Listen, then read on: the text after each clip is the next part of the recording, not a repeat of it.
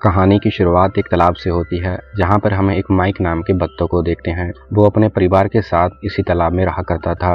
पत्नी का नाम था पैन, बेटा डेक्स और उसकी एक छोटी बेटी थी जिसका नाम था गवेन। वो सभी इसी तालाब में कई सालों से रह रहे थे। मैक को बाहरी दुनिया से बहुत ज्यादा डर लगता था। उसका मानना था अगर वो इस तालाब से बाहर जाएगा कोई ना कोई पंछी उन्हें मार के खा जाएगा। इसी वजह से वो इस तालाब में रहना ही सुरक्षित समझता था। साथ ही साथ वो ये भी जानता था कि उसका पूरा परिवार बोर हो सकता है। इसी वजह से वो किसी न किसी तरह करके उनके साथ टाइम पास करता रहता था। अब धीरे धीरे गवेन भी बड़ी होती जा रही थी। उसने उड़ना भी सीख लिया था। दिन बीते जा रहे थे। एक दिन मैक जब अपने घर पे काम कर रहा था, इसी दौरान बत्तखों का झुंड उसके तालाब में आता है। पैम उन बत्तखों को देखकर काफी ज्यादा उतावली हो जाती है। वो मैक को कहती है कि हमें भी उनके पास जाकर उनसे मिलना चाहिए। इसी दौरान डेक्स अपनी बहन गवेन को लेकर उस झुंड के करीब आ जाता है। तभी उसकी मुलाकात किम नाम की एक बतख से होती है। वो बताती है कि वो सर्दियां बिताने के लिए जमाइका जा रहे हैं और वो उसे ये भी कहती है कि अगर वो चाहे वो भी और उसका परिवार भी उनके साथ चल सकता है। अब किम अपने पिता और माता को भी उनके पास ले आई थी। उसका पिता भी यही बात कहता है कि तुम चाहो तो तुम और तुम्हारा परिवार हमारे साथ चल सकता है। जब मैक वहां पर पहुंचता है और किम के पिता की बातें सुनता है, वो तो समझो आग बबूला हो गया था। वो किम के पिता से बदतमीजी से बात करता है, कहता है कि ये तालाब हमारे लिए सेफ है और कहता है कि तुम्हें ही मुबारक हो तुम्हारा जमाइका। अब वो उनको अलविदा कहकर अपने घर आने लगता है। सभी बत्तख के साथ किम इन सबको अलविदा कहते हैं और वो यहाँ से उड़ के निकल जाते हैं। उनके जाने के बाद पैम मैक से गुस्सा हो जाती है। इसी दौरान उन दोनों में बहस भी हो जाती है। पैम कहती है कि तुम्हारे बात करने का तरीका बिल्कुल भी सही नहीं था, तुम्हें लोगों से बात करना नहीं आता है। अब रात भी हो चुकी थी। पैम अपने दोनों बच्चों को लेकर अंदर चली जाती है। मैक बाहर बैठा अब भी सोच रहा था कि इसी दौरान डैन की एंट्री होती है। डैन डेक्स और गवेन का अंकल है। डैन कहता है कि मुझे पता चला कि तुम्हारी पैम के साथ लड़ाई हुई है। देखो कुछ हद तक तुम भी ठीक हो, पर तुम्हें भी उनका ध्यान रखना होगा। तुम उनको दुखी करके कभी खुश नहीं रह पाओगे। कभी कभी तुम्हें भी उनकी खुशियों में अपनी खुशियां ढूंढ लेनी चाहिए। अंकल डैन के जाने के बाद मैक कई समय तक यही बातें सोचता रहता है। जब सुबह होती है तो वो अपने परिवार को उठाता है और सभी को कहता है कि हम भी माइग्रेशन के लिए जमाइका जा रहे हैं। इतनी बात सुनते ही सभी खुशी से झूमने लगे थे।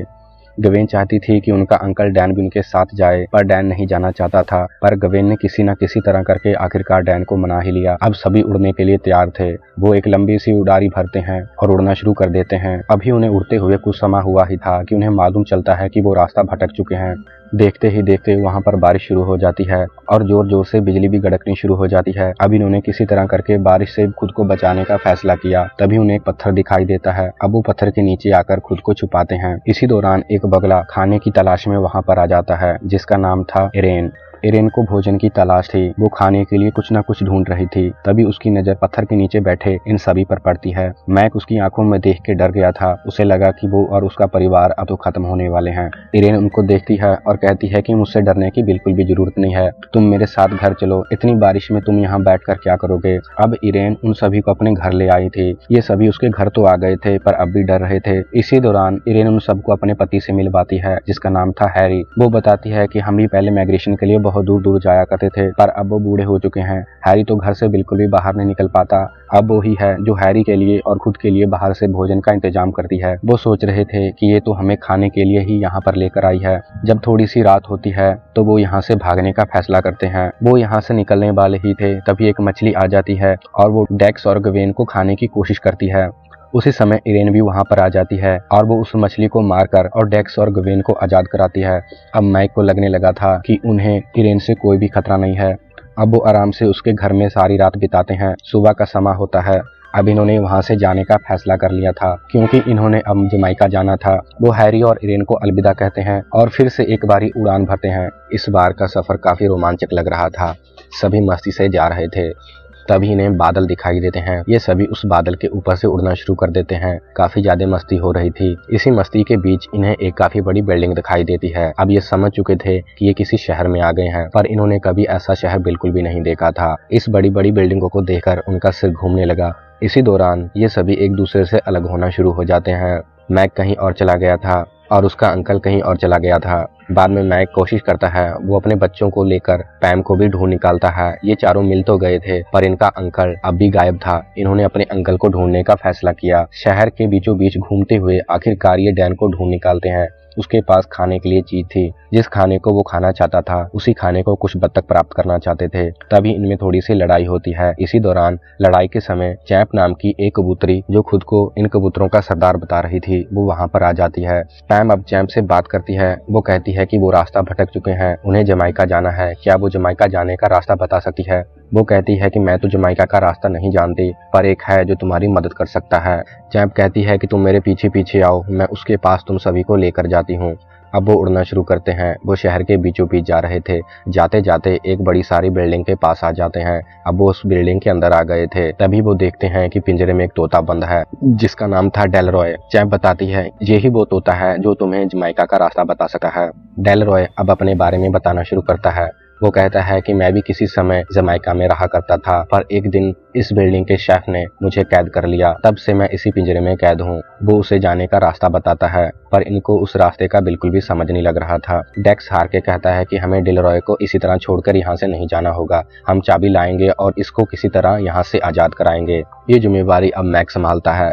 मैक चाबी लेने के लिए शेफ के कमरे में जाता है। तभी हमें शेफ के बारे में दिखाया जाता है कि वो एक खूंखार शेफ है और उसे खाने में बिल्कुल भी गड़बड़ी बिल्कुल भी पसंद नहीं है। वो डेलरॉय की चाबी अपने पास रखा करता था। उसने देखा कि उसकी चाबी उस जैकेट में है। वो जैकेट उतार के खाना बनाने लगता है। दूसरी तरफ मैक उस पर पूरी तरह ध्यान रखे हुए था। उसने देख लिया कि उसने जैकेट उतार दी है। अब उस जैकेट के पास चाबी लेने के लिए जाता है। जाते समय जब धीरे धीरे करके और नजदीक गया, तभी उसे मालूम हुआ कि पैम भी उसका साथ देने के लिए वहां आ चुकी थी। दोनों ने मिलकर किसी न किसी तरह करके उस चाबी को प्राप्त कर लिया।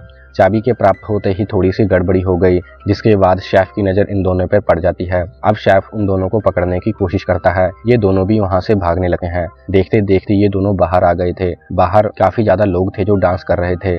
इन्होंने इस भीड़ का फायदा उठाया और वहां से बाहर आ गए।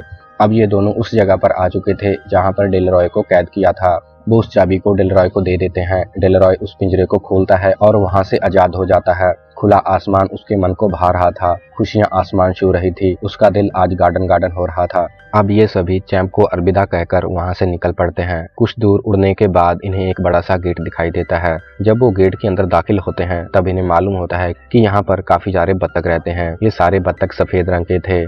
तभी इनकी मुलाकात गुगु नाम के एक बतख से इनकी मुलाकात होती है। वो बताता है कि इंसानों ने ये जगह हमारे लिए बनाई है। वो इसको जन्नत कह रहा था। यहाँ पर सभी ऐशो आराम की सुविधाएं थी। ये सभी उसी दौरान यहाँ पर मस्ती करने लगते हैं। मैं कहता है कि दोपहर तक हम यहाँ पर ही रहेंगे और दोपहर के बाद यहाँ से चले जाएंगे। जब ये सभी मस्ती कर रहे थे, तभी डेक्स को एक ट्रक नजर आता है। वो उस ट्रक को देखने के लिए दीवार के पास चला जाता है। उस ट्रक में कोई और नहीं बल्कि सैफ था। सैफ ट्रक से नीचे उतरता है। जो व्यक्ति इस जगह की देखभाल करता था, उसको पैसे देकर यहाँ से बत्तख खरीदने आया था। ट्रक के आने के बाद गोगो सभी बत्तखों को कहता है कि चलो चलो, हमें इस ट्रक में जाना है।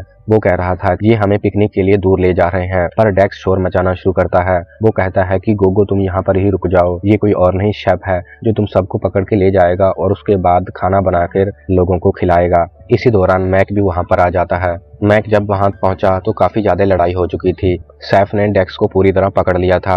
मैक किसी न किसी तरह करके डेक्स को सैफ से आजाद कराता है। इसी दौरान वो सभी बत्तखों को भी वहां से भागने को कहता है। ये सभी आजाद हो जाते हैं और वहां से उड़ना शुरू कर देते हैं। पर इसी दौरान डेक्स ने अपने पंख गुवा दिए थे। अब उड़ नहीं सकता था, पर फिर भी मैक ने उसको अपनी पीठ पर बिठाया और वहां से उड़ना शुरू कर दिया। अब ये जगह पूरी तरह खाली हो चुकी थी। सभी बत्तख यहाँ से भाग गए थे। जब सैफ ने ये देखा, वो तो जानू आग बबूला हो गया था। अब उसने ठान लिया था कि कुछ भी हो, वो उन बत्तखों को पकड़ के ही रहेगा। मैक उन बत्तखों को लेकर वापस शहर में आ जाता है। रात का समय हो चुका था, तो उन्होंने फैसला किया कि वो आज रात इसी शहर में बिताएंगे और सुबह होते ही यहाँ से निकल जाएंगे। दूसरी तरफ शेफ पूरी तैयारी के साथ अपने हेलीकॉप्टर पर उन सभी को ढूंढने निकल पड़ता है। कुछ समय तक ढूंढने के बाद आखिरकार उन्हें सभी बतखें दिखाई दे जाती हैं। वो अपने हेलीकॉप्टर में एक बड़ा सा जाल भी लेकर आया था। अब उसने जाल को नीचे फेंका और जाल के फेंकने के बाद उसने सभी को कैदी बना लिया। शेफ ने बाकी सबको तो कैद कर लिया था, पर डेक्स और गवेन यहाँ पर ही रह जाते हैं। अब वो उन सभी को पकड़ के अपने बिल्डिंग पे ले आया था। उसने मैक और पैम को अलग पिंजरे में बांध दिया। दूसरी ओर डेक्स उन सभी को बचाने की तैयारी करने लगा। वो किसी न किसी तरह करके अपने पिता मैक और अपनी माता पैम को बचा लेना चाहता था। इस तरफ मैक और पैम भी दोबारा से जुगाड़ करते हैं और यहाँ से भागने की तैयारी करने लगते हैं। उन दोनों ने एक साथ मिलकर यहाँ से निकलने का फैसला कर लिया था। डिलरॉय अंकल और बाकी वाइट बतखें भी उनका पूरा साथ दे रही थी। वो किसी न किसी तरह करके यहाँ से निकलना चाहते थे। तभी शेफ भी वहाँ पर आ जाता है। वो देखता है कि मैक और पैम यहाँ से निकलने की कोशिश कर रहे हैं। वो एक बार फिर से जोर लगाते हैं।